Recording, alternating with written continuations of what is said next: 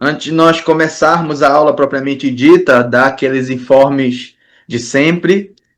A partir de hoje, a partir da terceira aula hoje, o conteúdo se torna um pouco mais extenso. Eu fiz aqui uma contabilidade que eu acho que vai dar em torno de 1h30 para 1h40 de aula.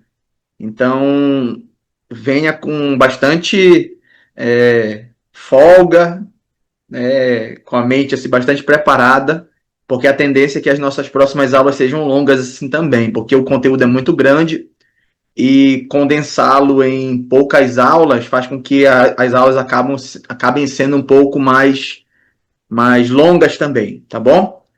Aquilo também que eu sempre falo, quero falar novamente, eu não tenho todas as respostas, então aquilo que eu não souber, eu não inventarei nada, eu direi que eu não sei e procurarei pesquisar, né, para saber como é que tá, para poder então ajudá-los com uma possível resposta. Se eu souber, eu tento responder dentro da minha capacidade. Se não, eu digo para os irmãos que eu vou procurar e depois a gente tira essa dúvida antes de começar a aula. Certo? Vamos começar então? Vamos começar orando e em seguida nós passaremos a exposição aqui dos slides com a aula. Vamos orar. Obrigado, Senhor, pela noite que tu nos dás, por esse tempo especial, Senhor, de estudo, nessa aula tão importante, Pai, de soterologia, da doutrina da salvação. Nós queremos, Senhor, levar diante de Ti, Pai, o nosso coração, para que Tu possas, Senhor, trabalhar nele, Pai, e na nossa mente também, para que possamos, Senhor, aprender das Tuas verdades e praticá-las, Pai, e que possamos sair daqui, Senhor, não somente entendedores de mais um conteúdo, Senhor, teológico, mas também, Senhor, transformados pela revelação da Tua palavra, Pai, que é sempre, Senhor, aquela que atua nos nossos corações. Que Teu Espírito Santo, Senhor, que habita em nós, venha nos ajudar e nos ensinar todas as coisas. Peço, Senhor, também por mim, que eu venha falar apenas o que convém, de acordo, Senhor, com a Tua palavra, Pai, em nome de Jesus. Amém. Então, vamos lá. Eu preciso que apenas que alguém faça um sinalzinho para mim, para saber se os slides estão passando. Passando? Normal? Está passando, normal. Ok. Não esqueça de mutar o microfone. Vamos lá. Então, o tema de hoje é a paixão de Cristo. A morte de Cristo na cruz é a base de todos os benefícios e realizações de sua morte. A paixão de Cristo se refere ao seu sofrimento entre a última ceia e a crucificação. Então, esse é o assunto de hoje. O assunto de hoje é nós falarmos de todo o sofrimento que culmina na morte do Senhor ali na cruz do Calvário. A palavra paixão carrega o sentido de sofrimento. Os acontecimentos narrados nos evangelhos que mostram todo o sofrimento de Jesus, seguido de sua morte na cruz. Conhecer e estudar os eventos da paixão é de suma importância para o entendimento aprimorado da doutrina da salvação. Então, tudo o que nós vamos estudar sobre a soteriologia, sobre a doutrina da salvação, ela perpassa, ela atravessa todo o enredo da morte do Senhor Jesus, da morte e ressurreição e tudo aquilo que nós já conhecemos. Sabemos que nossa esperança não está resumida apenas a esta vida. Então, tratar dos acontecimentos do sofrimento e da morte de Jesus nos mostram essa realidade celestial. Nós começaremos então a falar sobre a necessidade da paixão. Antes de começar qualquer coisa, eu lembro que há um tempo atrás, conversando com uma irmã que veio conversar comigo depois de uma exposição na igreja, alguma coisa do gênero, ou no ANG, eu nunca consigo exatamente ter a certeza de onde aconteceram as coisas. E ela veio me perguntar por que João Batista, por exemplo, teve a morte que teve. Então eu respondi que João Batista veio para cumprir um propósito. Então, no feito que ele tinha cumprido esse propósito, ele já tinha passado, já tinha terminado tudo aquilo que ele veio cumprir, né? Que era aplainar os caminhos do Senhor para que a revelação de Jesus Cristo viesse. Então nós precisamos também responder nessa linha de raciocínio do porquê da necessidade de Jesus morrer. Né? Qual era o motivo, qual era a motivação, qual era a necessidade disso acontecer. Devido à pecaminosidade e à incapacidade humana de se salvar, foi necessário que alguém tomasse a iniciativa e ajudasse o homem a encontrar aceitação e comunhão com Deus Santo. Nós precisamos sempre lembrar que o homem sem Cristo é um homem afastado completamente de Deus. No decorrer dessa aula, nós vamos ver várias nomenclaturas de como as escrituras falam da realidade do homem sem Cristo, afastado de Deus. O pecado causa afastamento de Deus, e a depravação significa que nenhuma ação humana pode garantir mérito ou consideração divina para a salvação. Todos estão condenados por causa do pecado de Adão. Então, Romanos 5,12 vai dizer: portanto, assim como por um só ser humano entrou o pecado no mundo, e pelo pecado veio a morte, assim também a morte passou a toda a humanidade, porque todos pecaram. Da natureza pecaminosa herdada, entre eles, Efésios 2,3 diz: entre eles também nós, todos andamos no passado, segundo as inclinações da nossa carne, fazendo a vontade da carne e dos pensamentos, e éramos, por natureza, filhos da ira, como também os demais. Então, o texto já começa mostrando como o pecado de um ser humano só, Adão, passou para todas as pessoas. Então, todo mundo já nasce com a herança pecaminosa. Né? Uma herança pecaminosa que é nos dada, que é nos entregue no momento em que nós nascemos. E dos pecados cometidos. Romanos 3,9 diz: que se conclui? Temos nós alguma vantagem? Não, de forma nenhuma, pois já temos demonstrado que todos, tanto judeus como gregos, estão debaixo do pecado. Nesse trecho aqui de Romanos 3, o apóstolo Paulo está falando sobre essa percepção de que o judeu tinha algum tipo de proeminência diante de Deus, e ele vai quebrando as pernas dos judeus, ele vai dizendo: olha, de forma nenhuma, tanto os judeus quanto os gregos estão debaixo do pecado. Né? Ele culmina no texto de de Romanos 3,23, que diz que todos pecaram e carecem da glória de Deus, ou destituídos estão da presença do Senhor. Então nós somos pecadores porque herdamos a pecaminosidade e também porque pecamos. Isso é o que estabelece uma necessidade universal de salvação. A depravação não implica que as pessoas não possam fazer coisas boas. Nós vimos isso na semana passada na graça comum, que mostrava como Deus capacitava as pessoas não cristãs, não crentes, a fazerem aquilo que é agradável e tem uma validade na sociedade, né? Como eles faziam coisas boas, como eles desenvolviam tecnologia e tudo mais. Mas sim, a depravação ela implica que, devido à corrupção total dos seus corações, jamais qualquer pessoa consegue fazer algo para ser salvo. Aqui a gente precisa bem entender. Eu não coloquei nesse estudo, mas se os irmãos puderem anotar o que eu vou dizer agora e depois darem uma lida com maior tranquilidade, leia o texto de Romanos capítulo 3 integralmente. Mas se você tiver alguma dúvida sobre a pecaminosidade humana, leia dos versículos 10 a 19, que ali é um dos trechos que mais acaba com qualquer autojustificação humana.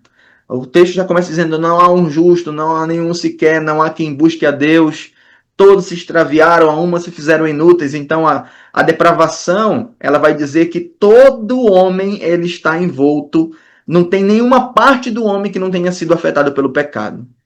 Em relação à salvação, significa que a ajuda deve vir de alguém sem pecado e não afetado pela corrupção. O tópico da depravação total, que pertence à hamartiologia, que é a doutrina do pecado, mostra o homem totalmente afetado pelo pecado. Então, como eu falei ainda há pouco, não é que todo mundo vai ser Hitler, vai ser qualquer outro ditador da história da humanidade, mas o que implica é que nós temos, sem Cristo, a potencialidade do pecado de sermos iguais a esses homens. Por quê? Porque não há nenhum centímetro quadrado do nosso ser que não tenha sido afetado pelo pecado. Nossos sentimentos foram afetados pelo pecado, nossa volição, nossa vontade foi afetada pelo pecado, nossos pensamentos, nossas ações, tudo foi afetado pelo pecado. E quando nós fazemos algo proveitoso, é a ação da graça de Deus, como nós vimos na aula passada. A pessoa da paixão. O sacrifício propiciatório foi realizado pelo Deus homem, Jesus Cristo. Somente alguém com essa natureza divina e humana poderia efetivar a salvação da humanidade. E aqui eu trago, irmãos, um ponto que nós já conversamos na outra vez nas aulas de cristologia. Eu falei para os irmãos que não é correto você desassociar as duas naturezas de Cristo.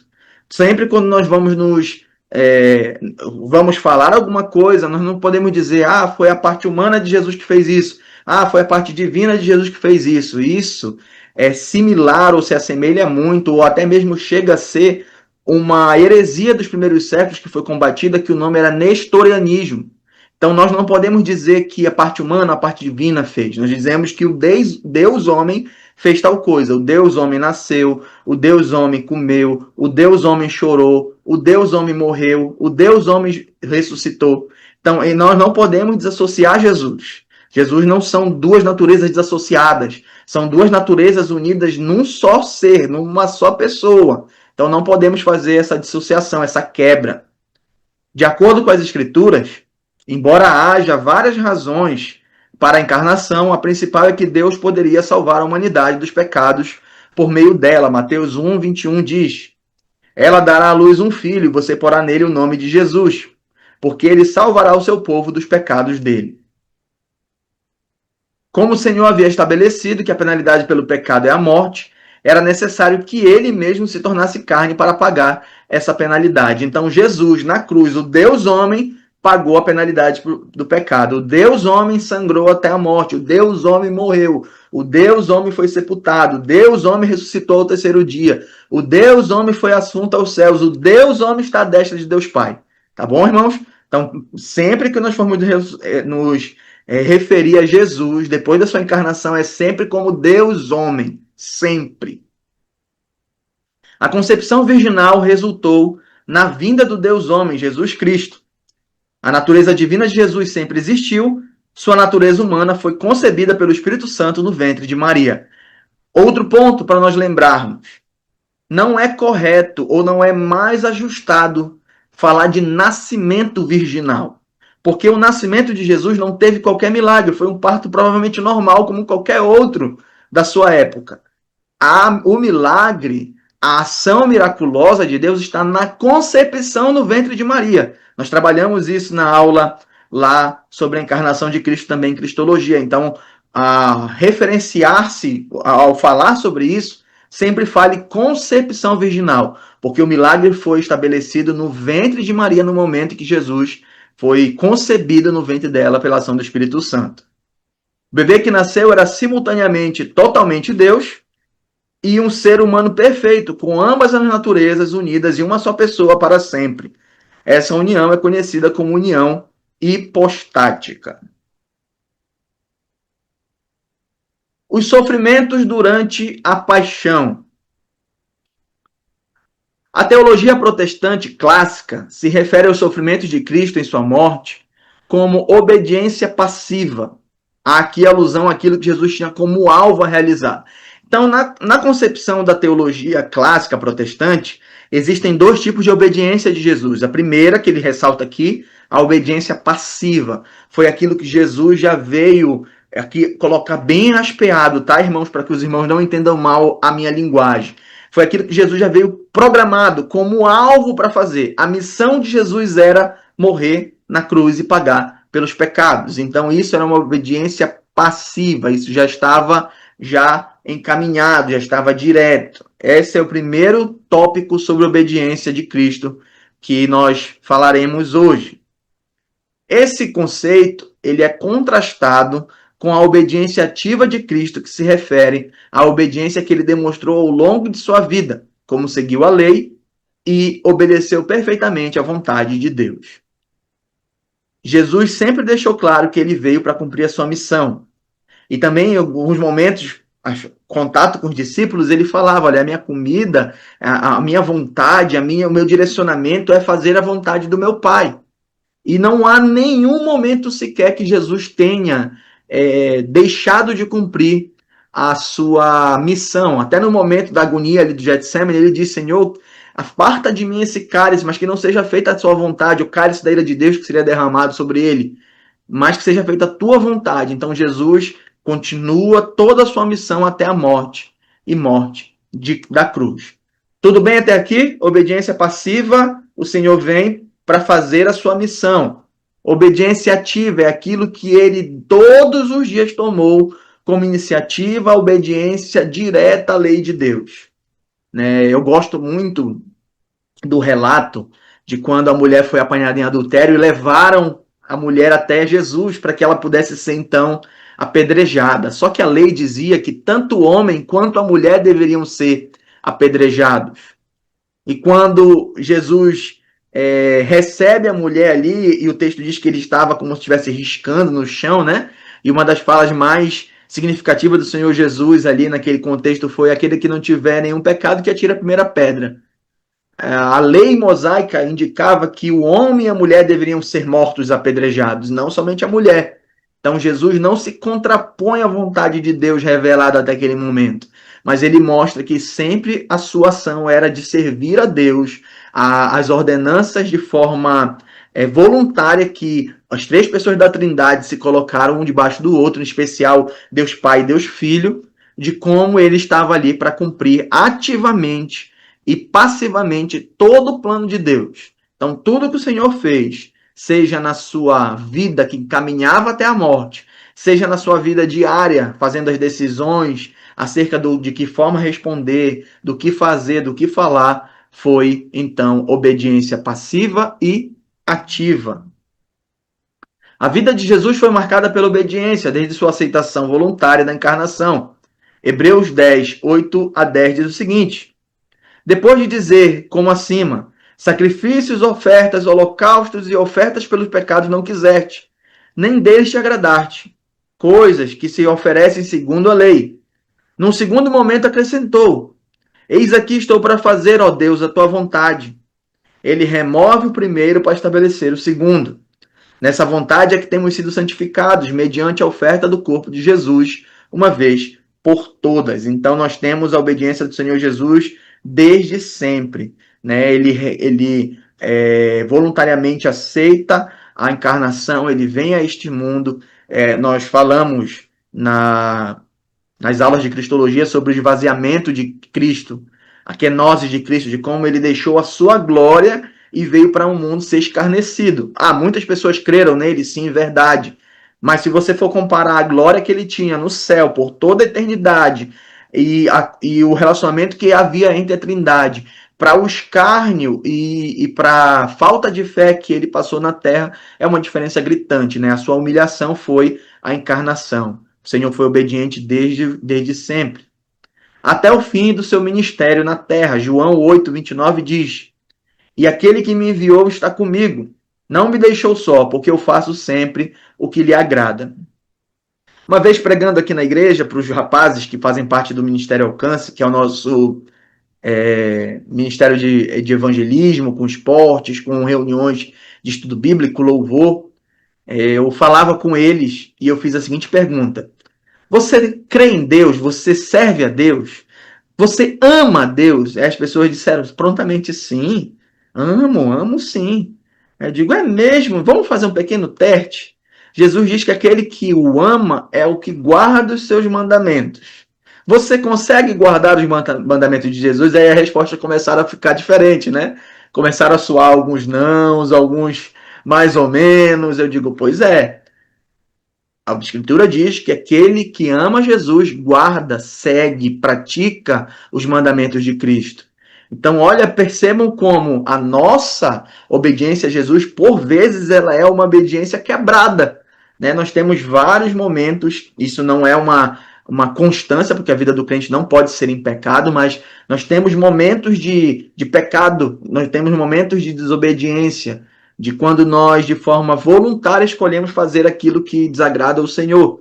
Mas Jesus disse que eu faço sempre o que lhe agrada. Nós não temos como falar isso porque nós estaremos mentindo, mas o que nós podemos dizer é que nós buscamos sempre tentar fazer aquilo que agrada a Deus. É diferente de Jesus, que sempre fez o que agradava ao Pai. Embora os sofrimentos da vida de Cristo tenham sido reais, eles não foram propiciatórios. Não foram as zombarias, a incredulidade, falsas acusações e nem sofrer a traição que pagaram os nossos pecados. Então, não foram os sofrimentos da vida de Cristo que pagaram os nossos pecados, ou seja, os escárnios, as zombarias, os açoites, a incredulidade, nem mesmo a traição de Judas foi aquilo que resultou no pagamento dos nossos pecados. O que realmente importa é que apenas os sofrimentos da morte e a obediência de Cristo como cordeiro sacrificial serviram como expiação, serviram como pagamento pelo nosso pecado. Jesus foi maltratado? Sim. Jesus foi tripudiado? Sim. Jesus foi espancado? Sim. Jesus foi humilhado? Sim. Jesus foi escarnecido? Sim. Mas se todas essas ações que eu alistei agora rapidamente tivessem parado aí, o sacrifício de Cristo não teria sido completo. Era necessário que houvesse morte, que a morte acontecesse. Então, no momento da morte é que Jesus, então, completa toda a sua obra ali de pagamento pelo pecado. O resumo da paixão. Por incrível que pareça, eu estou vendo que a nossa aula está caminhando até relativamente rápido, mas eu acho que daqui a pouquinho, depois dessa parte, é que começa as coisas um pouco mais demoradas, tá bom? Então continue aí firmes para que a gente possa caminhar juntos. Os julgamentos. O local tradicional da celebração da Páscoa é um cenáculo no sudeste de Jerusalém. O Senhor se reuniu com seus discípulos para celebrar a Páscoa. Nós conhecemos um enredo. Eu gosto muito dos relatos de João, de todo o momento ali da última ceia, de todo o desdobramento do Senhor com os discípulos indo ao Getsemane, de todos os desdobramentos da prisão, da levada diante dos soldados romanos, depois do Sinédrio, depois tudo que nós vimos lá. Nós temos um desdobramento muito significativo e eu gosto do relato de João. Se você nunca leu o texto de João, leia a partir do capítulo 18, João 18 a João 20, até o momento da ressurreição do Senhor. É um relato fantástico, não que os outros também não sejam, mas o relato de João, por ser um relato diferente, ou seja, não é um evangelho sinótico, ele traz algumas nuances que os outros evangelhos não trazem. Depois foram ao jardim do Getsemane, na encosta do Monte das Oliveiras, onde Jesus foi traído e preso, e também restaurou a orelha de Malco, provavelmente por volta das 3 da manhã. Então, tudo isso está acontecendo no período da noite, madrugada. O Senhor sai da última ceia, é apontado ali o traidor. E eu li recentemente um comentário que dizia o seguinte, que Judas, que foi o traidor do Senhor, ele provavelmente transparecia, demonstrava o mesmo tipo de submissão, obediência que os outros discípulos demonstravam enquanto estavam com Cristo, porque quando o Senhor diz que um deles o trairia, os discípulos não acusaram ou não prestaram atenção que o Senhor estava falando diretamente de Judas. Não sei se os irmãos já perceberam isso, eu não tinha percebido ainda tão claramente, mas esse relato, esse escrito, esse comentário me chamou a atenção. Então, tanto que alguns deles chegam, Senhor sou eu, Senhor sou eu. Aí diz, aquele que eu molhar o bocado do pão, esse vai me trair. Então, nós temos ali um relato de como o Senhor ceou a última vez, o traidor é indicado, Judas sai para vender Jesus, eles vão ao Getsemane e ali tem todo o desdobramento do tempo de agonia, de oração do Senhor. Em seguida, Jesus foi levado, ele é preso ali, ele é levado até a casa de Anás e posteriormente a de Caifás, ambos localizados no sudeste da cidade, não muito longe do cenáculo onde havia celebrado a Páscoa com os discípulos. Depois de ser interrogado na casa de Caifás, Jesus foi levado à corte do Sinédrio, que era a reunião dos líderes judeus, em especial dos fariseus, onde foi condenado à morte. Vale a pena ressaltar algo aqui, que no tópico abaixo desse que a gente acabou de ler, ele vai aparecer, mas eu quero falar logo. O tempo de Jesus na Terra, o tempo de Jesus encarnado, era o tempo em que o Império Romano comandava praticamente todo o mundo conhecido da sua época, inclusive Israel. Israel estava debaixo da autoridade do Império Romano. E como detentores da autoridade, os romanos tinham o direito, como autoridade constituída naquele momento, de executar a pena de morte. Aí talvez nós pensemos assim, poxa, mas espera aí, na lei mosaica há relatos de penalidade de morte sendo efetuadas pelas outras pessoas, pelos próprios judeus. Por que nesse momento não pôde? Apesar de que foi o Sinédrio que condenou Jesus à morte. Foi que deliberou a sua morte. Porque nesse momento Israel não tinha liberdade política completa. Eles tinham liberdade, uma certa liberdade religiosa, a figura do rei continuava existindo, a figura do sumo sacerdote também, mas não tinha liberdade total. Então, eles não poderiam exercer a premissa de cumprir a pena de morte caso eles tivessem chegado à decisão, que foi o que aconteceu. Né? Jesus foi condenado à morte ali, eles não podiam executar a pena de morte, então levaram Jesus a Pilatos. Mas este o enviou a Herodes. Herodes devolveu Jesus a Pilatos e condenou a crucificação, atendendo à pressão popular. Quem vos queres que eu solte? Será este Barrabás ou Jesus? Né? Nós conhecemos o texto. E como as pessoas gritaram, então, para que Jesus fosse condenado e Barrabás fosse solto. O dia é muito interessante. A visão da sexta-feira é amplamente apoiada pelos evangelhos, que declaram que o dia após a crucificação foi um sábado. João 19:31 diz: Então, para que os corpos não ficassem na cruz durante o sábado, visto que era o dia da preparação e era grande o dia daquele sábado, os judeus pediram a Pilatos que fossem quebradas as pernas dos crucificados e fossem tirados da cruz. Então, nós conhecemos esse relato de que foi feito o pedido para que fosse quebrados as pernas dos crucificados, para que então, sem o apoio da perna, esse tempo pendurado de como o seu corpo ficaria estendido, eles morreriam com muita mais rapidez, para que os corpos não passassem, então, o sábado, que era o Shabat dos judeus, o dia de descanso, o dia do Senhor dos judeus, e como eles não queriam que os corpos estivessem ali, até por causa da grande repercussão da morte de Jesus, né, que tinha, então, que todos sabiam que tinham falado sobre a sua divindade, sobre a sua messianidade. Então isso aqui aconteceu. Pediram para que fosse quebrado as pernas para que Jesus pudesse morrer logo. E nós sabemos que não foi necessário, porque já estava morto. No primeiro dia da semana, e que as mulheres visitaram o túmulo no domingo. João 21 diz: No primeiro dia da semana, ou seja, no domingo de madrugada, quando ainda estava escuro, Maria Madalena foi ao túmulo e viu que a pedra da entrada tinha sido removida. Então o Senhor morre na sexta, o sábado, olha como o relato de baixo diz, havia a prática judaica de se referir a uma parte do dia como o dia inteiro. Então Jesus ficou morto na sexta, parte da sexta, todo sábado e parte do domingo até a ressurreição, cumprindo assim Mateus 12:40, que porque assim como Jonas esteve 3 dias e 3 noites no ventre do grande peixe, assim o Filho do Homem estará 3 dias e 3 noites no coração da terra.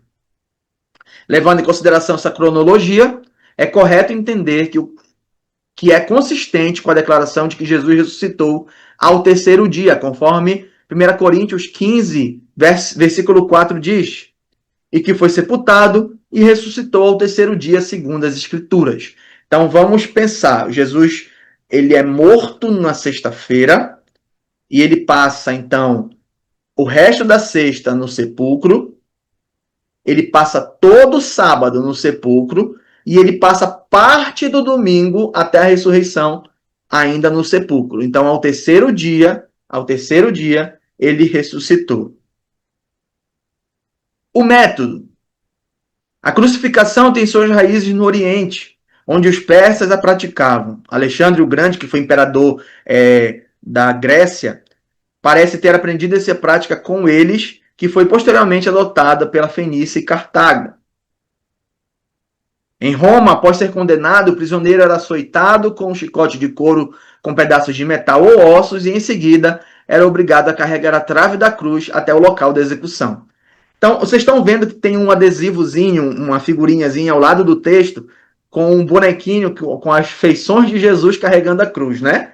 Normalmente nós fazemos o relato também nas nossas peças de Páscoa, de como fazemos uma grande cruz para alguém que está encenando Jesus levar. Mas não era comum e normal que a cruz inteira fosse carregada. Por quê? Porque o centro, a madeira do centro, ela era uma madeira muito longa. Por quê? Você precisava levantar essa madeira para que ela pudesse encaixar no buraco do chão e tivesse então estabilidade, para que com vento, para que qualquer coisa, essa cruz não tombasse. Né? Então havia um comprimento bastante longo dessa trave que vinha do chão desse poste que vinha do chão, enquanto que o prisioneiro levava apenas a trave que ia ser pregada depois ali. Né? Isso são relatos históricos de como acontecia ali em Roma. Se você nunca viu nada, algum vídeo, alguma coisa que chama atenção, eu sempre indico o filme do Mel Gibson, Paixão de Cristo. É um filme excelente, você precisa ter muito também estômago para assistir, porque os relatos ali eles são bastante fidedignos com a realidade. Tem alguns errinhos aqui e ali que já foram comprovados cientificamente ou por estudos não do texto bíblico, mas estudos históricos que estão um pouquinho exagerado. Mas é muito interessante ver o momento da punição de Jesus, né, com os soldados romanos, de como aquilo ali era praticado. E uma das coisas que aparecem ali é justamente esse chicote com pregos, com metais, com pedacinhos de ossos na ponta, de como aquilo praticamente dilacerava a carne do Senhor quando era feito o açoite.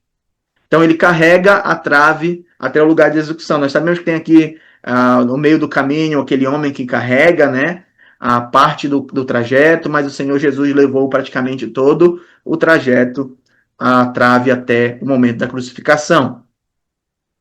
A trave era então presa a uma estaca previamente colocada no local e grandes pregos eram usados para fixar as mãos e os pés da vítima à cruz. Cordas também poderiam ser usadas para prender o corpo.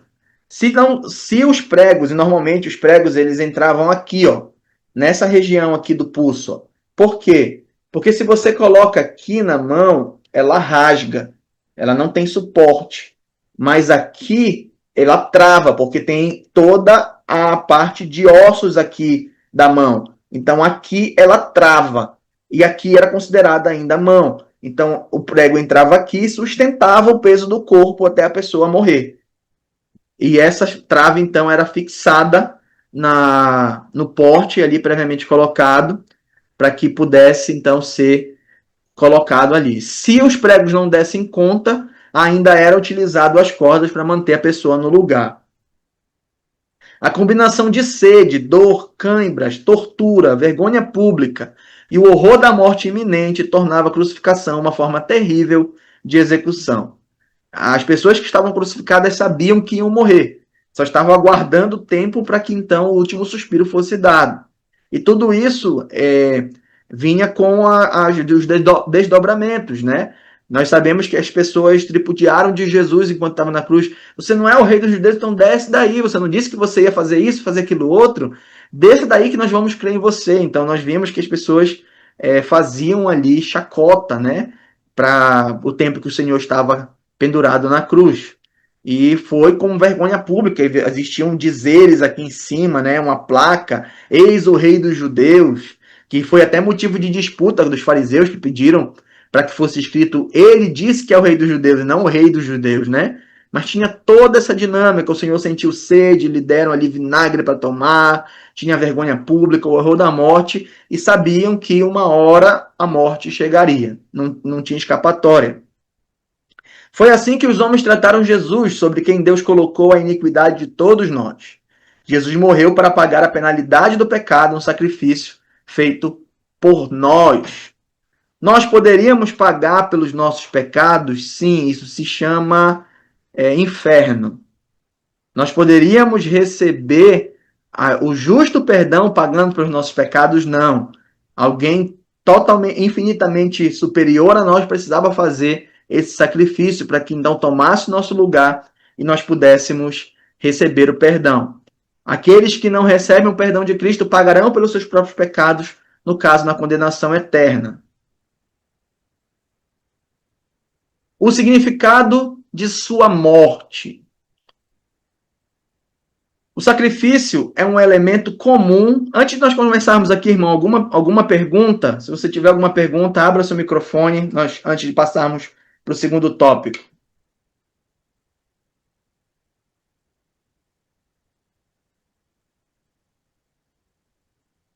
Não tendo, vamos continuar então. O sacrifício é um elemento comum em muitas religiões, visando expiar ou purificar os fiéis diante do sagrado. A Bíblia menciona a prática de sacrifícios humanos em religiões pagãs e documenta a existência de sacrifícios de animais em diversas culturas. Isso sugere que há uma consciência humana intrínseca que reconhece a necessidade de um ato expiatório para reconciliar a humanidade com a divindade. Como Deus pode ser justo e ao mesmo tempo justificar aqueles que têm fé em Jesus? A resposta está em encontrar um meio de reconciliar a justiça de Deus com a oferta de salvação, tema central deste estudo. Então, no começo aqui da nossa introdução, o texto está nos apontando que existiam e sempre existiu elementos de sacrifício dentro das religiões pagãs. Sempre existiu. Sacrifícios humanos eram feitos, Deus proibiu isso que fosse feito para ele. Nós temos sacrifícios de animais em outras culturas, o que sugere que os humanos, as pessoas, têm um entendimento de que precisam tentar fazer algo para aplacar, para expiar e reconciliar-se com o divino. E a nossa pergunta aqui no final ela é muito necessária. Porque se Deus é justo, como é que ele pode simplesmente nos perdoar? E aí que mora o perigo, porque Deus não nos perdoa simplesmente. Ele nos perdoa por causa do mérito de Cristo na cruz e quando nós cremos nele. Nós vamos na aula 4 ou na aula 5, creio que seja na aula 5, falar sobre o chamado do evangelho, de como o ser humano precisa responder em fé. Então nós vamos ver que não é simplesmente, eu achei tal pessoa muito significativamente boa, então eu vou perdoá-la. Não é assim que acontece. O pagamento pelo pecado foi efetuado, e o pagamento pelo pecado é o sacrifício do Senhor Jesus. Nós vamos encontrar isso no decorrer dos nossos estudos, ainda também nesta aula. Primeiro, em lugar dos pecadores. O conceito de expiação vicária. A expiação vicária ou substituição penal refere-se ao fato de que Cristo sofreu em nosso lugar, tornando possível o pagamento pelos nossos pecados. Então, irmãos, o conceito de expiação substitutiva ou vicária é Jesus sofre, morre em nosso lugar, para que então nós possamos ter os nossos pecados pagos por ele e através da fé, pela graça mediante a fé, nós recebemos os méritos dessa obra quando nós cremos em Jesus. Expiação vicária, substitutiva. Jesus morre em nosso lugar, ok? Como seres humanos, e tão somente humanos, não poderíamos expiar nossos próprios pecados, pois isso exigiria sofrer eternamente a penalidade merecida, como eu frisei ainda há pouco. O ser humano não pode pagar os seus pecados para a salvação. Quando o ser humano paga pelos seus próprios pecados, é na condenação eterna, é na punição eterna.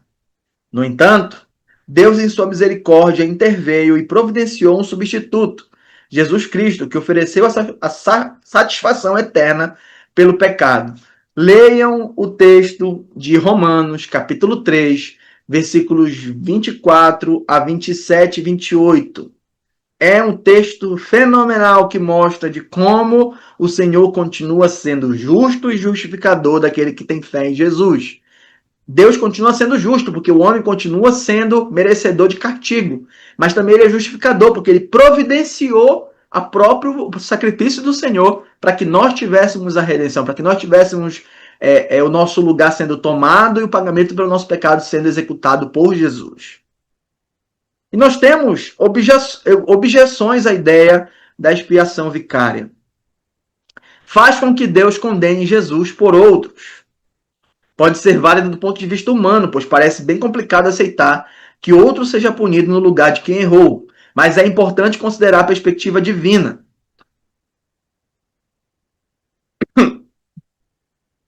O Deus triuno esteve envolvido no planejamento da redenção, e o Filho Jesus Cristo tomou voluntariamente sobre si a obra da substituição.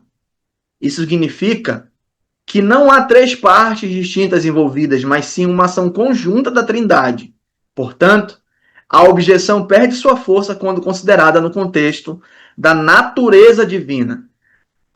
Essa objeção, nós vamos ver, acho que são 3 ou 4 objeções aqui, diz o seguinte: se Jesus foi condenado, ele está sendo condenado para pagar o que outro fez, porque afinal de contas Jesus era perfeito, nunca pecou, nós vimos isso, a impecabilidade do Senhor Jesus.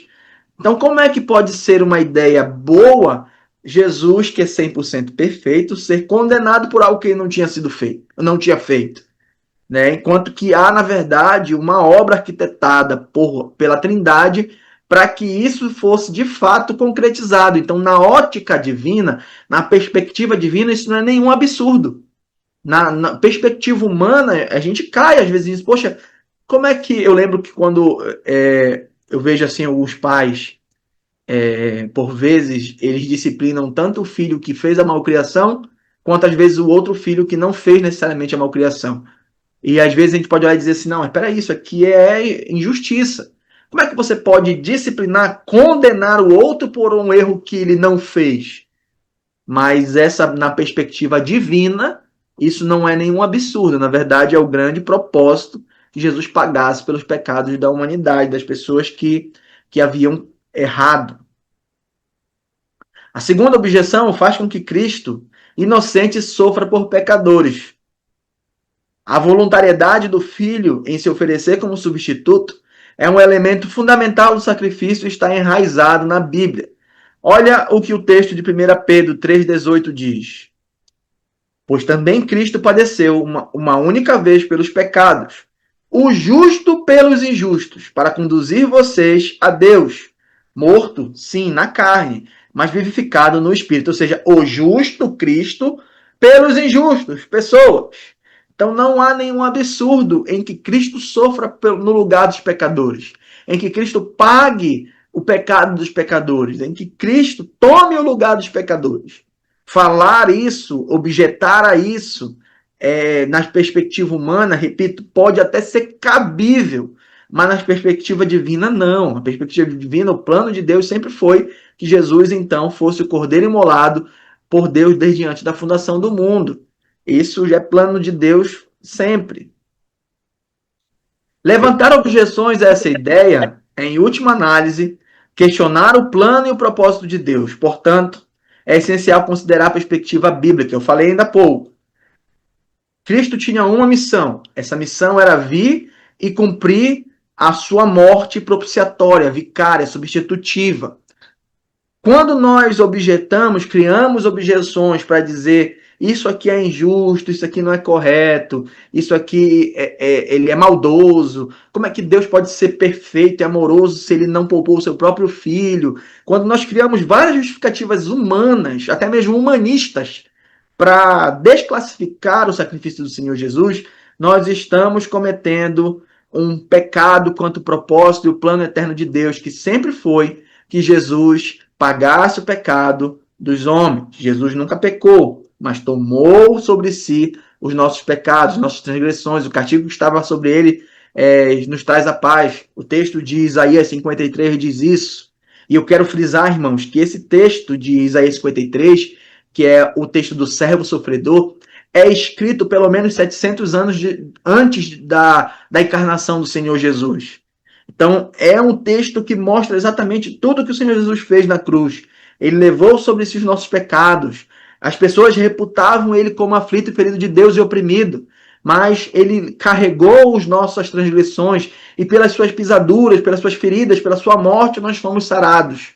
Então, nós temos ali a realização concreta do plano de Deus de salvar o homem através do pagamento substitutivo, propiciatório, vicário do Senhor Jesus na cruz. Repito, o homem não poderia pagar os seus próprios pecados para a salvação. Toda vez que o homem paga pelos seus pecados, é na condenação eterna. Até que o homem receba os méritos da obra de Cristo, ao crer, ele continua sendo encaminhado, condenado ao inferno, até que a sua vontade, a pregação do evangelho faça então a ação através do Espírito Santo para que ele tenha fé. Não pode ser culpado pelo pecado que não fez. Percebam que essas três objeções elas estão bem interligadas. Como é que você pode culpar alguém por algo que ela não fez? Como é que você pode culpar alguém por algo que a pessoa não praticou? Como é que eu posso dizer que A é culpado pelas ações de B se B fez as ações sozinho? Não, mas eu vou colocar a culpa nele. Então, a consideração das pessoas que levantam essa objeção é que ao Jesus ser condenado por algo que ele não fez, é injusto.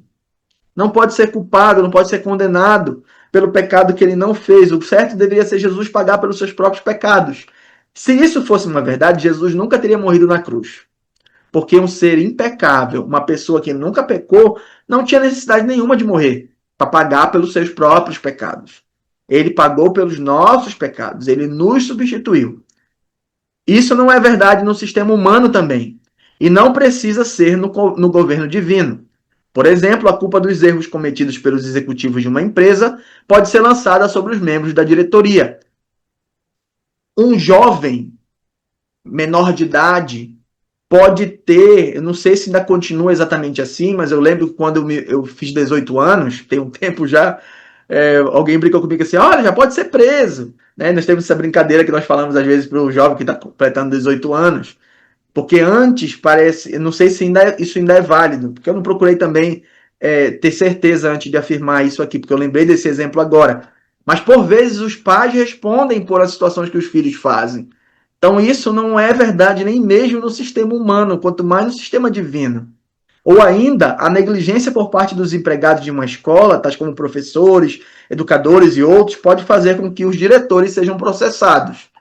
Então, muitas das vezes, pessoas recebem culpa pelo erro de outros, se esses outros são seus subordinados, são os seus filhos, coisas do gênero. Pode ser que aconteça no sentido humano também. Posições sobre a expiação na história da igreja. Pastor Rodrigo? Oi, quem fala? Anderson falando aqui. Só pegando um pouquinho o comentário anterior, ah, é muito fácil, né, cair no erro, né? Não digo nós, né, mas a gente ouve muito por aí, né, que acaba que essa questão inverte alguns papéis em relação a Cristo, né? Às vezes põe o ser humano, né? Ah, não, o ser humano ele é coitadinho, tá? Ele não merecia e tudo isso, né? Acaba que esquece quem não merecia era Cristo, né? Mas ele, em obediência a Deus, né? Ah, cumpriu a morte de cruz em nosso lugar, né? Sim. Então, nós merecemos tudo isso, né? E a gente Uhum. ouve muito isso, né? Na teologia agora, que é só para bajulação, posso dizer assim, né? A gente ouve muito Sim. isso, né? Que você é coitadinho, tá? Você é o alvo de Deus e coisa assim do tipo, né? Acaba que é muito fácil de inverter isso, né? E se a gente não tomar cuidado, acaba que a gente pode até reproduzir isso sem ter noção, né? Isso você falou a questão de Romanos 10, né? Para nos relembrar, né? A nossa condição, né? Sim. Bem interessante também. Eu lembro uma vez que alguém disse o seguinte: essa frase não é minha, eu também não costumo gravar o nome de quem falou, mas foi um desses teólogos mais recentes que ele disse o seguinte: só existiu uma pessoa inocente no mundo e as pessoas pregaram ele na cruz. Né? Então não há nem outro ser humano que seja inocente. O único ser humano inocente foi Cristo, 100% inocente, e pregaram Jesus na cruz. Outro ponto a nós lembrarmos é que nós recebemos graça e misericórdia do Senhor. Né? Misericórdia porque nós não recebemos aquilo que merecíamos. E graça por receber aquilo perdão, a misericórdia nós não recebemos aquilo que merecíamos. Não, tá certo. Não recebemos aquilo que merecíamos. Ou seja, o que nós merecíamos era condenação eterna. Mas nós recebemos graça, favor imerecido, ou seja, nós recebemos aquilo que não merecíamos. Merecíamos condenação, mas recebemos salvação. Né? Em Cristo, por causa de Cristo, nós recebemos salvação. E de fato não há nenhum homem que possa ser considerado bonzinho. Na perspectiva humana, como nós vimos na sexta-feira passada, na aula passada, nós vemos que os homens podem ter ações benéficas na sociedade, mas que não podem pleitear diante de Deus a sua salvação por causa dessas ações. Né? Eu até frisei de que alguém tinha me dito, né? Poxa, o antigo Papa, o falecido Papa recente, né? Faleceu, ele era uma pessoa tão especial, iluminada de Deus. Eu falei, mas não, se não creu em Jesus especificamente, não está no céu. Não, mas como isso é um absurdo? Como é que pode dizer isso? Eu digo, porque um pouquinho antes ele disse que ele estava vendo Maria já esperando ele nos portões celestiais. Então, se continuava na idolatria, logo não tinha parte com Deus, né? Eu não sou também nenhum tipo de representante legal de Deus para dizer quem foi salvo ou quem não, mas se ele não se arrependeu de forma genuína e creu especificamente em Cristo, não há salvação, porque assim as Escrituras relatam, né? Então só houve uma pessoa inocente e ela foi pregada na cruz. Todos os outros são pecadores diante de Deus. Não há nenhum justo, não há nenhum sequer, não há quem busque a Deus, não há ninguém que queira, né? Jesus fala aos judeus ali, nas suas discussões, eu sou como uma galinha, eu queria juntar vocês debaixo da minha asa, como uns pintinhos, como a galinha faz com os pintinhos, mas vocês não querem vir a mim para ter vida. Né? O texto de João capítulo 1 diz que o Senhor veio para os seus, mas os seus não receberam. Então nós temos vários relatos das Escrituras que mostram o homem afastado de Deus e que não há nenhum homem que seja inocente. Não há nenhum homem. Uma das coisas que eu sempre falo, o Anderson aí tem criança em casa, né? E os irmãos aqui já são pais, já tiveram filhos ou estão criando filhos ainda, sabem que quando a criança está no colo do pai, se o pai usa óculos ou está mexendo em um objeto, a criança com meses começa a tentar arrancar o óculos fora, jogar fora. Aí eu pergunto para os pais assim, quem foi que ensinou isso a fazer, essa criança a fazer isso? Quem foi que disse assim, olha, faça aqui essa desobediência? Crianças, às vezes, de meses, um pouco mais de um ano. Isso vem de fábrica, porque não há nenhum justo. Não há nenhum justo. A pessoa já nasce com pecado herdado. Né? Então, sempre e único e exclusivamente Jesus é o único ser humano justo que já existiu. Nós somos justificados, então nos tornamos justos diante de Deus. Mas, intrinsecamente, o que está sobre nós é condenação. Ok? Obrigado, Anderson, pela ajuda. Antes de nós entrarmos aqui nesse ponto C, posições sobre expiação na história da igreja, eu quero ressaltar para os irmãos que essas posições, elas são meio complicadinhas, né? Algumas parecem até bem bonitinhas. Os irmãos que leram a apostila devem ter percebido que algumas se assemelham bastante com a realidade daquilo que cremos, daquilo que as escrituras apontam. Mas cuidado, irmãos, uma meia-verdade ali torna uma mentira completa. Então, às vezes, tem com falsa aparência, com aparência de piedade, mas não é. E ao mesmo tempo eu afirmo para os irmãos que elas são posições um pouco complicadas até mesmo de explicar. Então nós vamos, pela graça de Deus, tentar tratar isso aqui agora e vamos tentar aprender juntos aquilo que nós não devemos crer para chegar no final a gente entender aquilo que nós devemos crer. Vamos lá. A teoria do resgate pago a Satanás. Essa aqui é a mais esdrúxula de todas elas. Alguns pais da igreja primitiva defendiam a ideia de que a raça humana havia sido capturada por Satanás, que detinha autoridade legal sobre ela devido à queda. Cristo morreu para pagar o resgate a Satanás e libertar a humanidade. Nesse processo, Jesus teria enganado o enganador e Cristo foi a isca para enganar o diabo. Essa posição aqui, ela é complicadíssima. Então nós temos a ideia de que tudo o que foi feito para Satanás.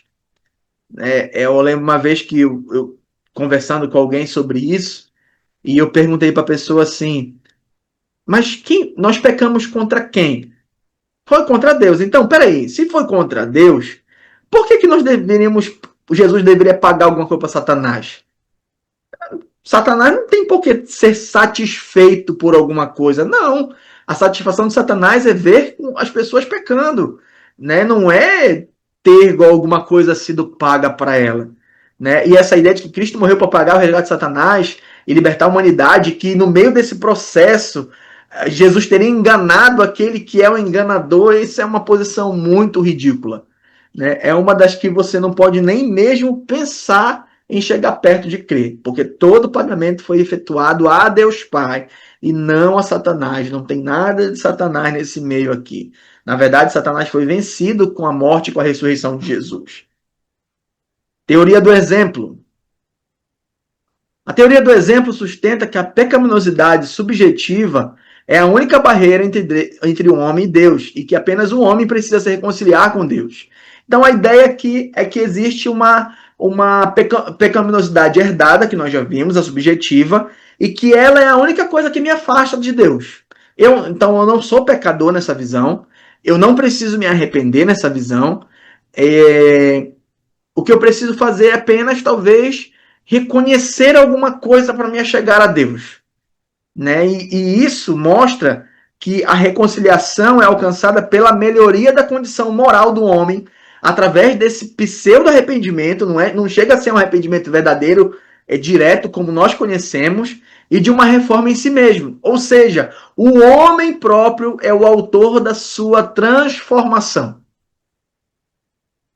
O homem morto em delitos e pecados, que nós conhecemos o relato de Efésios, capítulo 2, mas aqui nessa visão da teoria do exemplo, o homem é o autor da sua própria transformação. Então, essa reconciliação ela é alcançada enquanto o homem vai progredindo, vai subindo o estágio da sua vida diante de Deus. É um absurdo tremendo isso aqui. A morte de Cristo, então, é vista apenas como a morte de um mártir nobre, que nos redime com o seu exemplo de fidelidade e dever, como disse Paulo, 1 Coríntios 15, 3. Antes de tudo, entreguei a vocês o que também recebi, que Cristo morreu pelos nossos pecados, segundo as Escrituras. Então, o que eles fazem? Eles pegam esse versículo de 1 Coríntios 15, 3 e dizem que a morte de Jesus é um exemplo para nós, porque Jesus ele foi fiel ao seu dever e por isso ele serve como um exemplo para nós. Tem alguma coisa que pague alguma coisa na morte de Jesus aqui nessa visão? Não. O seu martírio foi como, ou a mesma coisa do martírio de Estevão. Lá em Atos capítulo 5, 6, 7, eu nunca lembro exatamente qual é. Não teve qualquer diferença na visão deles aqui. E nós precisamos repudiar essa ideia. Porque se nós tiramos o sacrifício da cruz, nós tiramos todo o relato da morte sacrificial do Senhor, do Cordeiro que veio então para tomar o nosso lugar, nós acabamos com o cristianismo, acabamos com tudo aquilo que de fato sustenta a veracidade das Escrituras no relato da morte do Senhor. A teoria da influência moral. Ela sustenta que não há nenhum princípio da natureza divina que seja propiciado pela morte de Cristo, mas que tal morte é a manifestação do amor de Deus sofrendo com o pecado da criatura. Ou seja, não foi pago nada.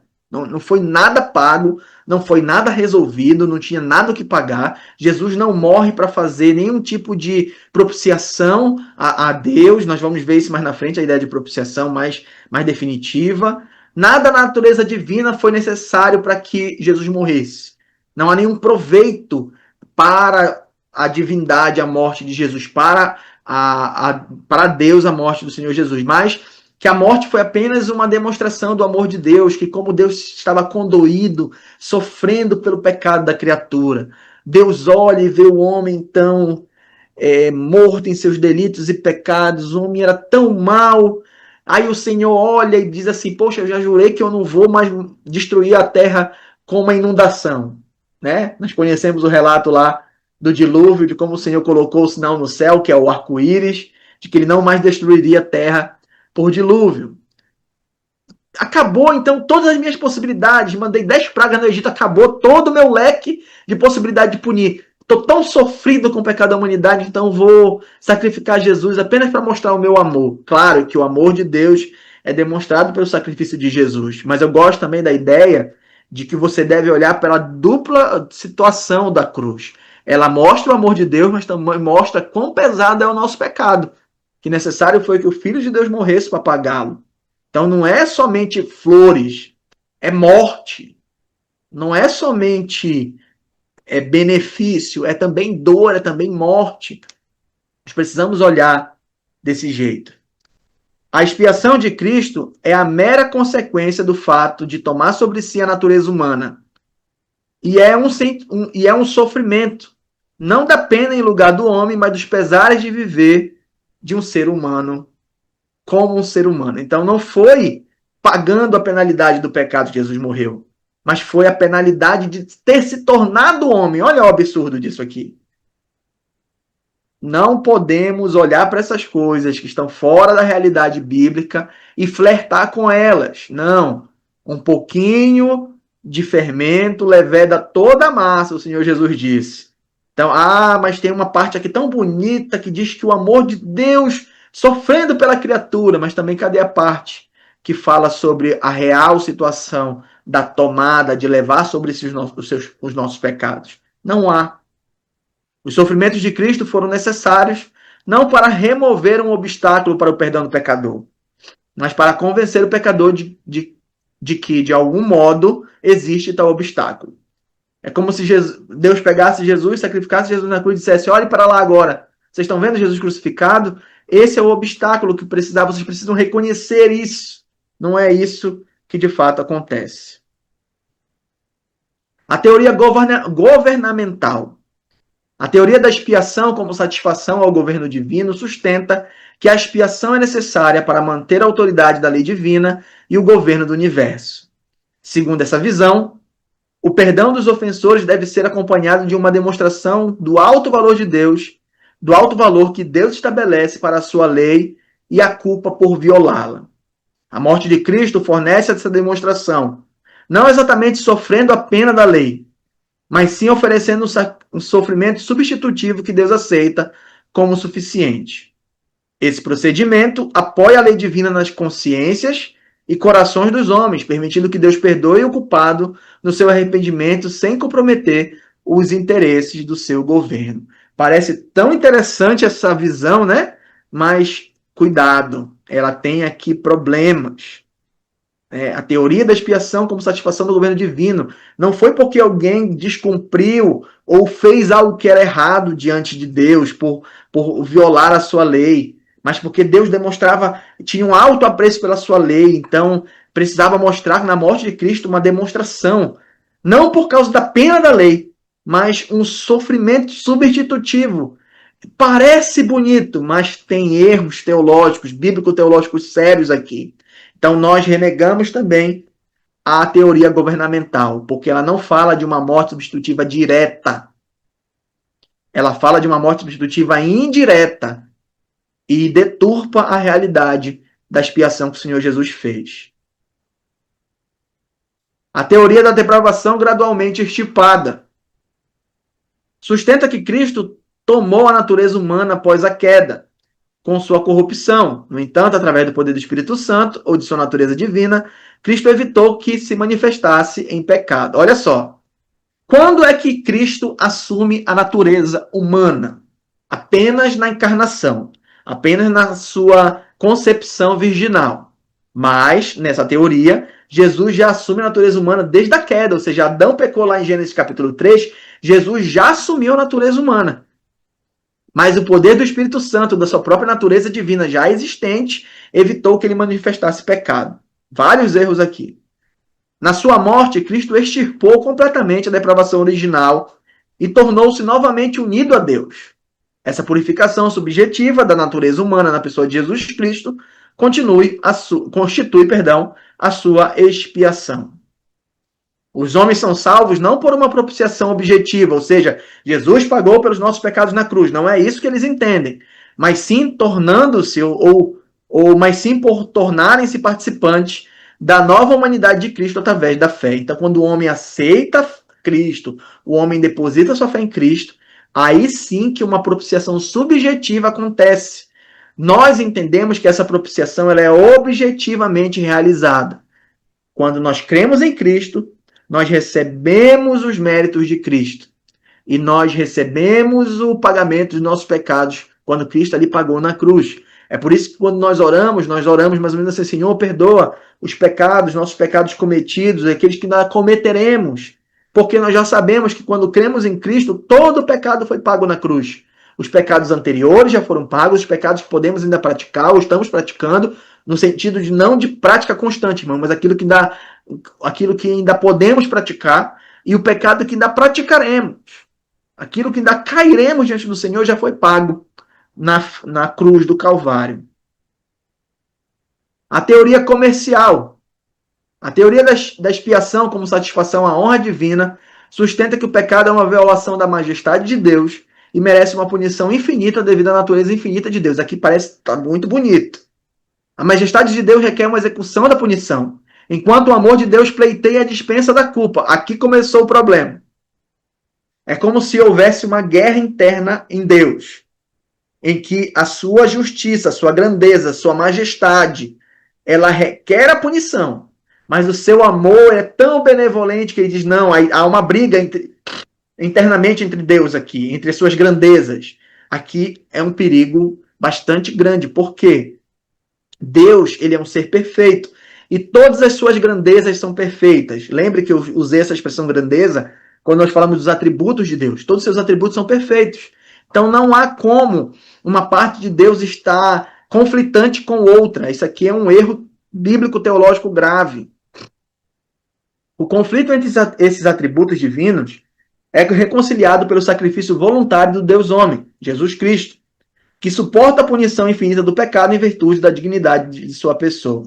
Parece muito bonito, mas olha, o conflito entre os atributos divinos é reconciliado pelo sacrifício voluntário de Deus. Não são os atributos que estavam em conflito. Éramos nós que estávamos em conflito com Deus. Os atributos de Deus estão perfeitamente alinhados com a sua perfeição.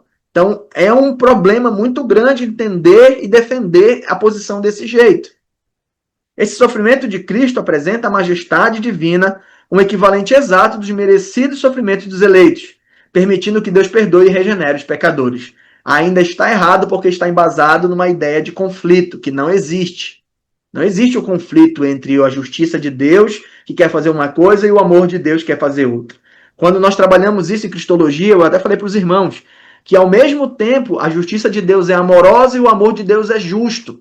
Então não há conflito das grandezas de Deus. E Deus também não faz uma escolha. Ah, peraí, que agora eu vou escolher aqui, eu quero usar o amor. Ah, agora eu quero escolher a justiça. Não, não existe isso. O Senhor é 100% as suas grandezas em todo tempo. Então as suas grandezas estão sempre alinhadas com a sua perfeição. Não há esse conflito de emoções ou de inclinações. A teoria é ética substitutiva ou vicária. A expiação se baseia na santidade de Deus, que exige a condenação do pecado, e no amor de Deus, que providencia o sacrifício e sofre com seu Filho pelos pecados dos homens. Através desse sofrimento, Deus abre o caminho para a salvação da humanidade. Essa visão destaca a importância da santidade e do amor de Deus na expiação. Então é nessa posição que nós cremos. Precisamos frisar que essa é a visão bíblica do sacrifício de Jesus, é que nós, queridos irmãos, cremos que esse sacrifício foi em substituição, ou seja, foi uma obra vicária. Nós cremos nisso. Existem igrejas e seitas que acreditam de outra forma. São eles, nós cremos dessa forma. E estão alinhados com outras igrejas ortodoxas também, de doutrina reta. Igrejas sérias, igrejas bíblicas, que creem da mesma forma. A evidência da expiação substitutiva ou vicária. No Antigo Testamento, era oferecido, o ofertante colocava as mãos sobre um animal oferecido como sacrifício, e simbolizava a transmissão, delegação e representação, indicando o substituto do ofertante. Levítico 4, porá a mão sobre a cabeça do holocausto, para que seja aceito a favor dele para a sua expiação. Embora haja debate sobre se era necessário usar uma ou ambas as mãos, todos concordam que o gesto deveria ser feito com toda a força, como se transferisse o peso da pessoa para o substituto. Nós sabemos que em Hebreus vai dizer que o sangue de animais não foi possível para retirar definitivamente o pecado, né? Mas assim acontecia no desenvolvimento da lei, né? O homem precisava então impor as mãos sobre o animal para que delegasse a ele o peso da sua culpa. A morte do animal tomava o lugar daquele que estava oferecendo o sacrifício, e o sistema sacrificial do Antigo Testamento claramente ensinava a substituição. O uso da preposição ante. A preposição ante ocorre 22 vezes no Novo Testamento e tem um significado básico de confronto, oposição ou troca. Ela implica que um objeto é colocado no lugar de outro como uma substituição. E aqui eu trouxe para os irmãos o estudo da palavra. Nós temos do lado esquerdo da sua imagem o texto em grego, e do outro lado nós temos a Nova Almeida atualizada. E embaixo nós temos a explicação da palavra. Nós temos ali a palavra ante, que é interpretada ou que é traduzida por, né? Ela é uma proposição de substituição. Olha como o nome já mostra isso.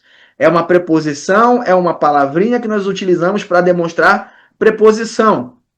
E ela tem o sentido de em lugar de, em frente de, em troca de, como substituição a, né? Nós temos isso.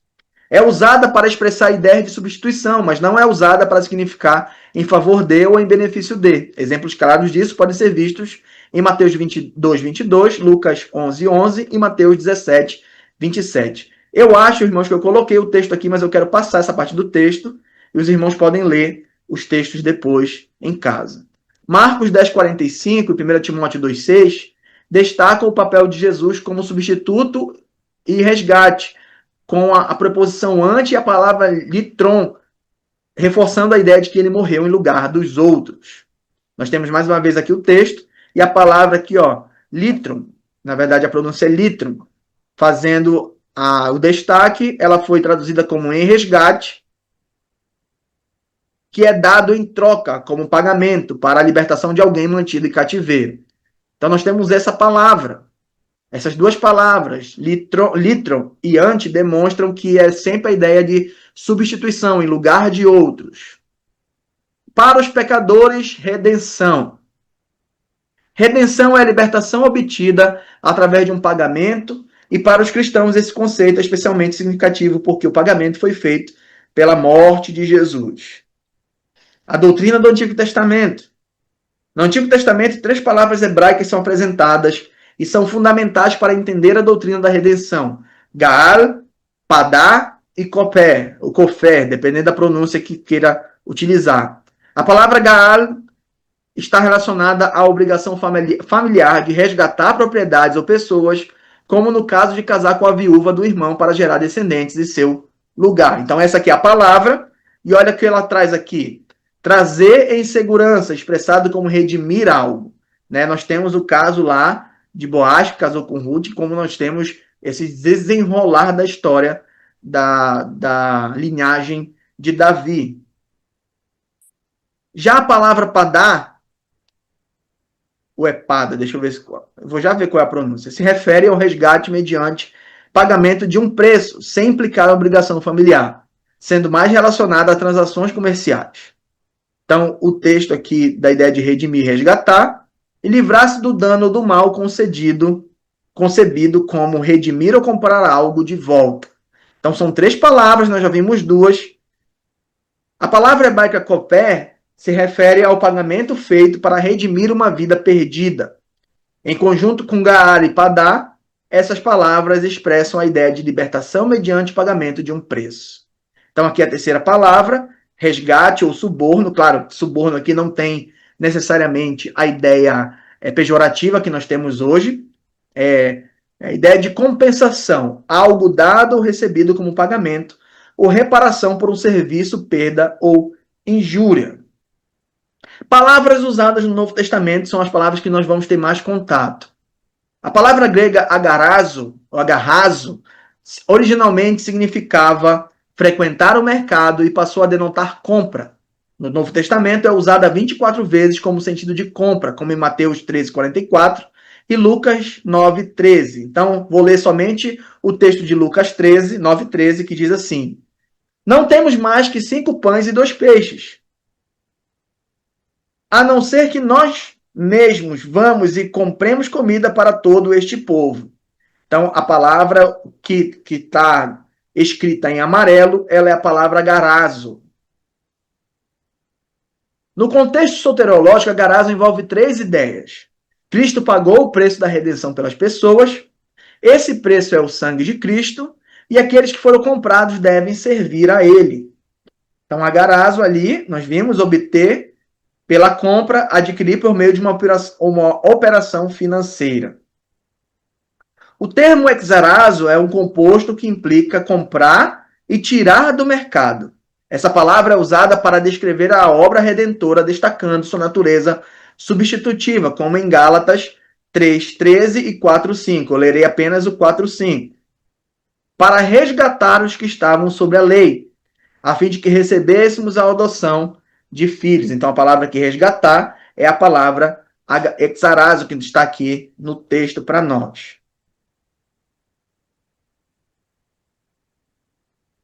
Então, aqui a palavra, né, redimir, libertar, usar eficientemente algo, talvez como compensação por resíduos, concedido como comprar de volta. Então, essas palavras. E tem a última palavra, peripopeia, meu Deus, nem consegui reproduzir a pronúncia dela. É usado em Atos 20, 28, significando adquirir ou obter posse de. Nessa passagem, a voz média sugere que Deus adquiriu a igreja pelo sangue do seu filho. Pastor Rodrigo, preciso saber ler essas palavras. Não, até eu não consegui ler aqui e está tranquilo isso, irmãos. Por quê? Essas palavras elas são palavras usadas no original grego, no texto original grego, ou no idioma original grego. Eu preciso falar isso? Não.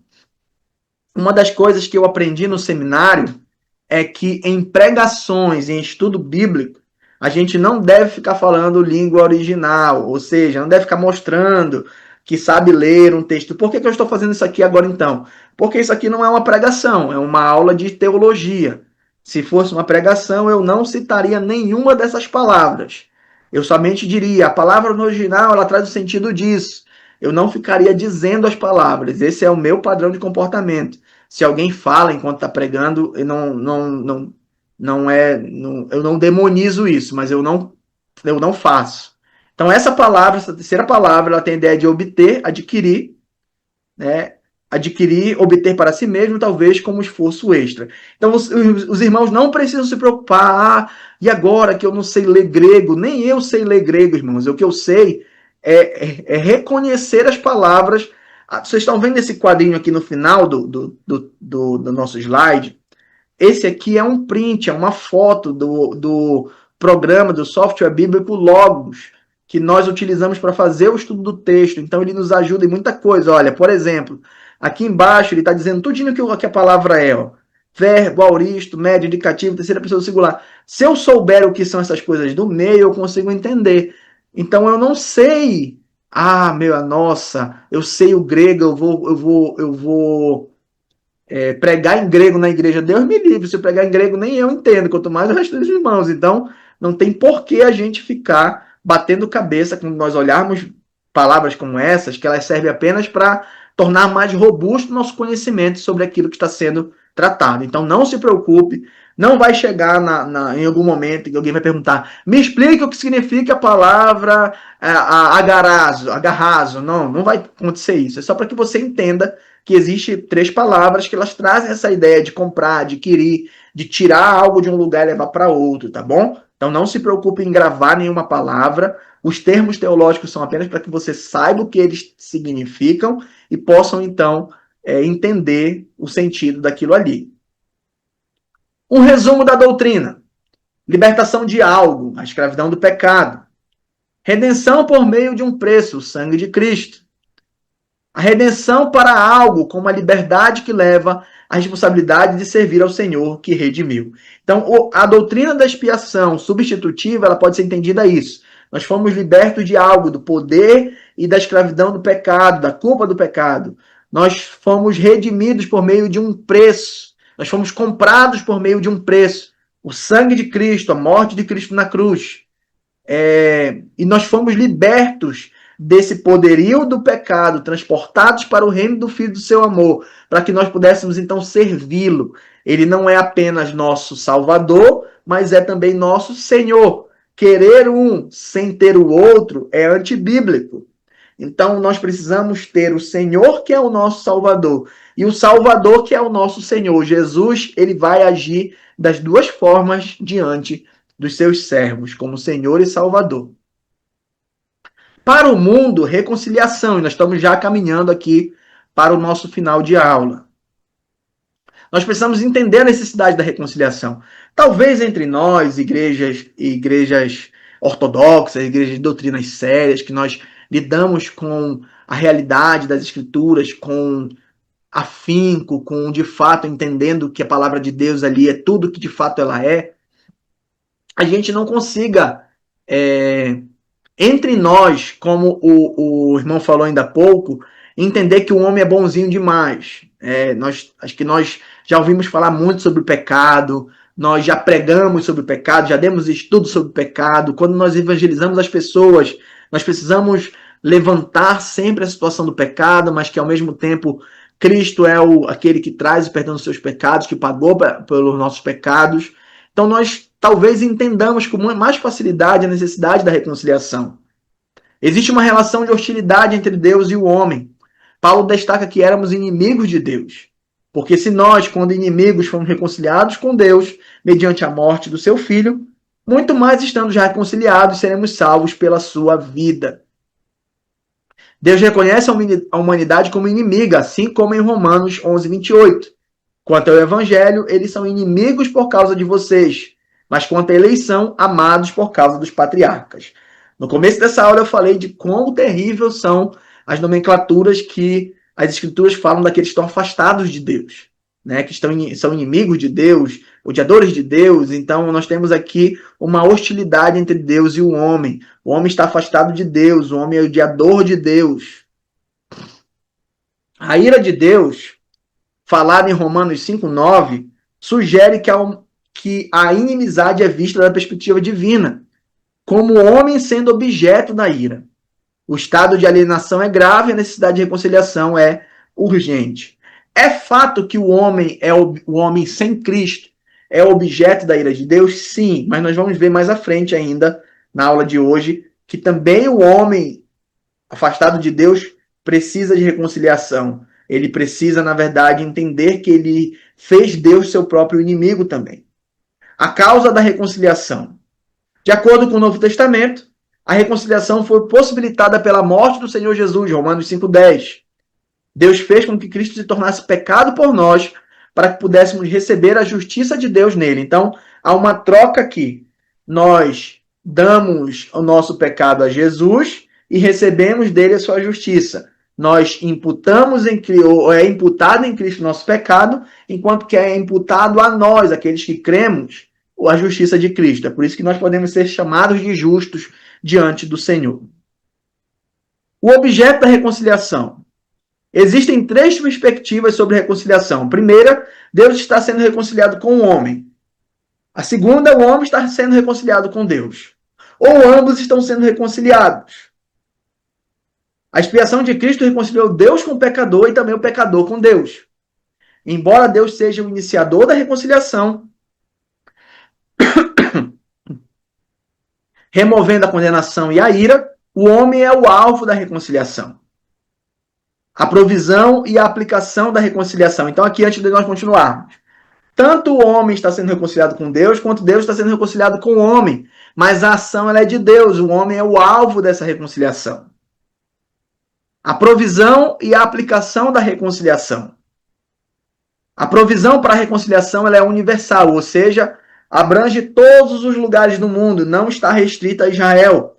E a morte de Cristo mudou essa condição, permitindo que as pessoas sejam salvas. Nesse último final de semana, no domingo que passou, eu concluí uma série de estudos na Escola Bíblica Dominical aqui em Coqueiro, utilizando o livro O Evangelho para a Vida Real. Se você nunca leu esse livro, eu aconselho a você procurá-lo. Se você tiver como comprá-lo para ler, leia. Não é um livro teológico pesado, mas é um livro prático para as insondáveis riquezas de Cristo sendo aplicadas ao nosso dia a dia. Numa das premissas do livro, ele aponta que o Evangelho, muitas vezes, é tratado por nós como matéria para descrentes. E quando nós cremos, o Evangelho é deixado de lado. Na verdade, não é isso. Nós temos aqui a realidade de que o Evangelho ele é para a vida toda nossa. Nós crescemos no Evangelho. Aí eu falava com os irmãos na última aula, aqui em Coqueiro, de que nós precisamos dar uma resposta a essa realidade do Evangelho, que é fazer com que o Evangelho chegue a outras pessoas, ou seja, evangelizar. E uma das coisas que nós tratamos foi o texto lá de Apocalipse, que aponta que pessoas de todos os povos, raça, tribo e nação estarão diante do Cordeiro. E eu salientei que isso é a visão que as missões mundiais têm hoje, povos não alcançados e povos não engajados. E de como um povo que, às vezes a gente traduz essa ideia de nação como nação geopolítica, ou seja, o Brasil é uma nação. Não. O Brasil é uma nação geopolítica. Dentro do Brasil nós temos várias nações. Só de tribo indígena nós temos várias e várias tribos indígenas, que são pequenas nações, são povos, são etnias. E eu falava assim, olha, nós temos a certeza bíblica de que pessoas de vários lugares do mundo estarão diante do Senhor, porque diz que pessoas de cada raça, tribo, língua e nação estão diante do Cordeiro. Então, nós temos uma reconciliação universal. Significa universalismo? Não. Nós não entendemos que todas as pessoas serão salvas. Tem gente que defende universalismo, que diz o seguinte: não importa no que você creu, o importante é que você tenha tido fé e quando chegar lá no final, Deus vai lhe salvar. Isso não é bíblico. Nós entendemos que pela fé pessoas são salvas. E nós também conhecemos pessoas que infelizmente já saíram dessa existência sem crer em Cristo. Então, se nós somos realistas com a palavra, nós entendemos que essas pessoas não foram, para nossa infelicidade, se fossem pessoas próximas a nós, não foram reconciliadas com Cristo, mas o alcance ele é global. Não é somente em Israel, não é somente no Brasil, não é somente para determinado povo, é para pessoas de todos os lugares do mundo. Não está restrito apenas a um grupo de pessoas. No entanto, a reconciliação individual só ocorre quando alguém crê e recebe a reconciliação promovida por Deus. 2 Coríntios 5, 18 e 21 vai dizer isso. Cada pessoa precisa ser reconciliada individualmente. Nós vamos passar o texto aqui, tá, meus irmãos, por causa do nosso horário. Mas os irmãos podem ler depois, tranquilamente, com os textos da apostila que estão ali. Para Deus, propiciação. E aqui é o nosso último ponto. Nós vamos falar sobre a necessidade da propiciação. A propiciação é desviar a ira por meio de uma oferta.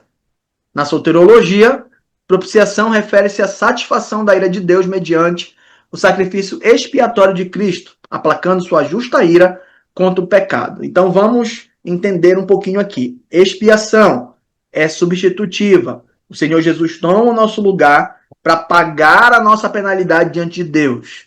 Propiciação, através do sacrifício de Jesus, Deus ele é acalmado, apaziguado, ele se torna então propício a nos receber, porque ele tem a sua sede de justiça aplacada, tá bom? Não confunda expiação com propiciação. São duas coisas distintas, estão envolvidas no mesmo processo, mas são duas coisas distintas.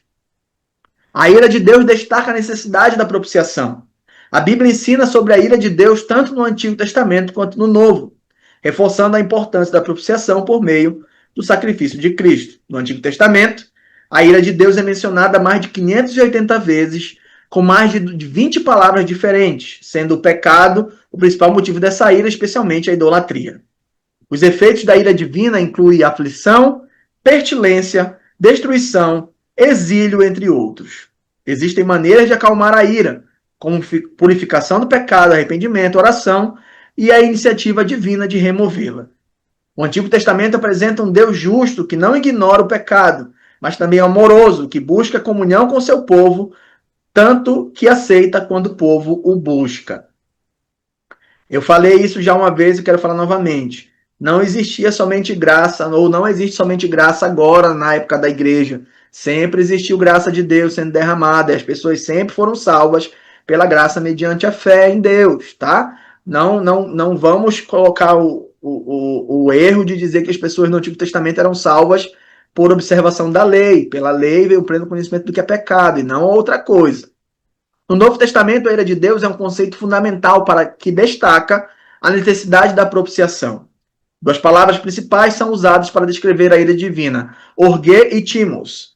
Então, orgê aqui é a ideia de ira, o cumprimento punitivo da indignação de Deus com o pecado. E timos, na verdade, é a ideia de punição, a punitiva ação da justa indignação de Deus contra o pecado. Elas demonstram a hostilidade pessoal de Deus contra o pecado. A ira divina não é impessoal ou apenas uma consequência de causa e efeito, mas sim uma resposta pessoal que requer justiça. Então, Deus está pessoalmente irado contra o pecado. A provisão da propiciação, o sacrifício de Cristo. Em Romanos 3,25, Paulo une a propiciação à morte de Cristo. A interpretação do termo ilasterion pode se referir a Cristo como propiciatório, o lugar da propiciação, ou como oferta de propiciação. Então, aqui está a palavra, Eu já falei para os irmãos, você não precisa gravar as palavras, não se preocupe com isso. A ideia de propiciação, o meio de apaziguar a ira e ganhar a boa vontade de uma pessoa ofendida. Então o texto de Romanos 3,25 diz: a quem Deus apresentou como propiciação no seu sangue, mediante a fé. Deus fez isso para manifestar a sua justiça, por ter ele, na sua tolerância, deixado impunes os pecados anteriormente cometidos. Então Deus apresentou como propiciação, como algo que estava aplacando a sua ira. É possível que ambas as interpretações sejam válidas, compreendendo Cristo como o sacrifício satisfatório pelo pecado e também como o lugar onde a propiciação é realizada. Distinção entre propiciação e expiação, para nós ficarmos mais fixos ainda na nossa mente. A propiciação envolve aplacar a ira de Deus, acalmar a ira de Deus, apaziguar a ira de Deus, matar a sede de justiça de Deus, enquanto a expiação se refere à remoção do pecado e da culpa. A expiação trata da reparação do erro, enquanto a propiciação aborda acalmar a pessoa ofendida. Portanto, é possível dizer que Cristo propiciou a ira de Deus ao se tornar a expiação por nossos pecados, ligando os conceitos de forma precisa. E aqui, irmãos, para nós encerrarmos a aula de hoje, um importante ponto prático. Se Deus já foi satisfeito com a morte de Cristo, ou seja, se a ira de Deus contra o pecador que se arrepende e crê no Senhor Jesus, ela é apaziguada, acalmada, aplacada, porque Cristo morreu para pagar os pecados daquele homem, logo o pecador não tem que fazer nada para satisfazer essa santa e justa ira de Deus.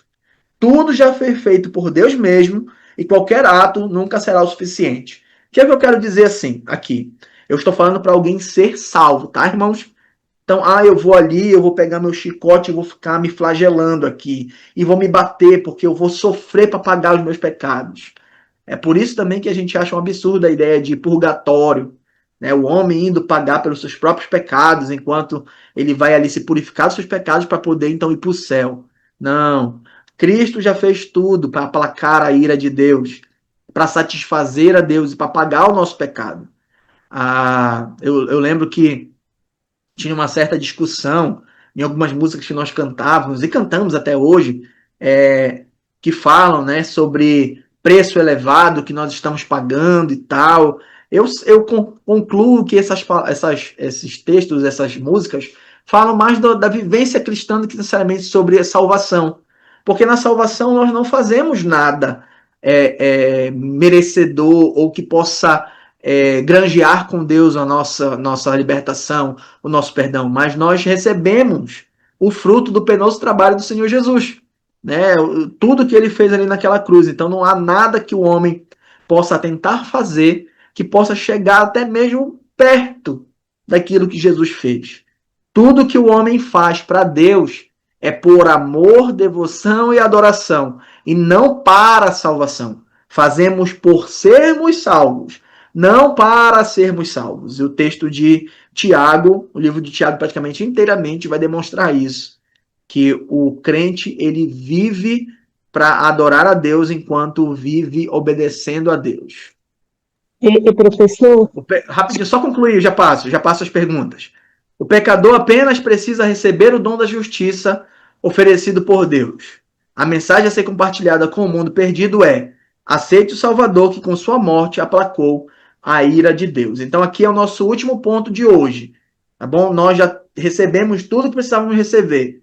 Nós precisamos apenas crer em Cristo, receber os méritos da sua morte, o perdão dos nossos pecados, a liberdade da culpa, a reconciliação com Deus, termos o nosso relacionamento, Deus se tornado propício a nos receber num novo relacionamento ajustado com Ele. E nós precisamos fazer com que essa mensagem também seja conhecida por outros. Né? Não podemos ficar calados. Eu comentei na igreja esse último domingo de que nem todo crente será um missionário transcultural, mas todo crente é um anunciador, é um proclamador. Então, se o crente não vai para longe anunciar, mas ele tem o seu âmbito de emprego, de estudo, de relações familiares, relações interpessoais, relações com pessoas da sua vizinhança. Então, por mais que ele não seja o missionário transcultural que vai para povos não alcançados, povos não engajados, ele continua tendo ainda e continua tendo a obrigatoriedade de anunciar a salvação de Cristo. Alguns farão isso através de uma conversa, outros farão isso abordando pessoas na rua, outros farão isso através de um tempo de devocional com alguém da sua família. O importante é que isso seja feito. E nós precisamos sempre buscar explanar, explicar, expor isso para as pessoas. Há uma frase que diz assim: viva. Se for possível, use palavras. Se for necessário, use palavras. Essa frase não está correta, irmãos, porque a fé ela vem pela pregação e não pela vida das pessoas. O que nós fazemos quando vivemos para a glória de Deus é que as pessoas conseguem observar isso e dão glória a Deus. Mas para serem salvas, Deus aprova salvar o homem pela loucura da pregação. Então precisa ser verbal, precisa ser falado. Ah, mas e os surdos? Tem linguagem para eles. Ah, e tal pessoa tem linguagem, tudo tem uma forma de comunicação hoje em dia. Foram tantas ferramentas criadas, então a gente sempre precisa falar, sempre. Aceite o Salvador que com sua morte aplacou a ira de Deus. Então, irmãos, aqui é o ponto final da nossa aula. Se os irmãos tiverem perguntas e eu puder ajudar, tentarei ajudar. Pode fazer a pergunta aquela hora que eu pedi para esperar? A gente pode pensar que Deus já estava desde a queda, através das dispensações, né, preparando a sua salvação, né, a salvação do homem. Já tinha sido preparada desde lá, né, de Gênesis. E, Na verdade, é antes da queda. sim, É antes da queda. A queda não pegou Deus de surpresa. É importante que a gente frise isso. Né? sim. Jesus é o Cordeiro de Deus imolado desde a fundação do mundo, desde antes da queda. Ah, tá bom. Outra coisa, quando fala no propiciatório, me faz lembrar da Arca da Aliança, né, que tinha Sim. os dois querubins, e eles estavam olhando ali para o propiciatório. Tem a ver com essas teorias que você falou, a gente remeter a esse objetos aí? Olha, eu vou ser sincero que eu não sei se tem uma relação direta, porque os livros que eu consultei, que são 4 teologias sistemáticas aqui, eles não fazem uma referência tão direta ao propiciatório, né? Lá a tampa da Arca da Aliança. Eles não fazem uma asseveração tão direta. Pode ser que sim, pode ser que não, mas é bem complicado chegar a essa posição, porque a gente não percebe, por exemplo, aqui, nesses pontos errados na visão sobre a expiação, conceitos judaizantes, por exemplo. Né? A gente Sim, não tem conceitos, não sei se todos os irmãos estão habituados com essa nomenclatura, mas os judaizantes eram aqueles judeus convertidos ao cristianismo que queriam trazer práticas judaicas para dentro da igreja. Né? Então, o principal problema sempre foi a circuncisão, por exemplo, que eles queriam que os crentes se circuncidassem para poder então seguir a Cristo. Então não há nenhum resquício, ou pelo menos não tão aparente, de entendimento judaizante nessas definições. Né? O que mostra, na verdade, são entendimentos equivocados. Né? Entendimentos equivocados, que às vezes flertam com a verdade, mas trazem uma mentira por trás que estraga tudo. Eu considero que parte mais da mentalidade deturpada do homem do que necessariamente com uma visão judaizante, né, da arca, do propiciatório, do lugar ali. Eu não consigo ver uma ligação tão direta, não, minha irmã. eu pensei que tivesse por causa do próprio nome, né, do objeto em si, dos querubins olhando para lá, né? Pensei que tinha alguma ligação, né? Tá bom, tirou a dúvida. Certo? Então, na semana que vem, nós vamos falar sobre eleição e reprovação. Preparem também a mente e o coração de vocês, que essas aulas continuarão sendo longas. Semana que vem nós estaremos juntos.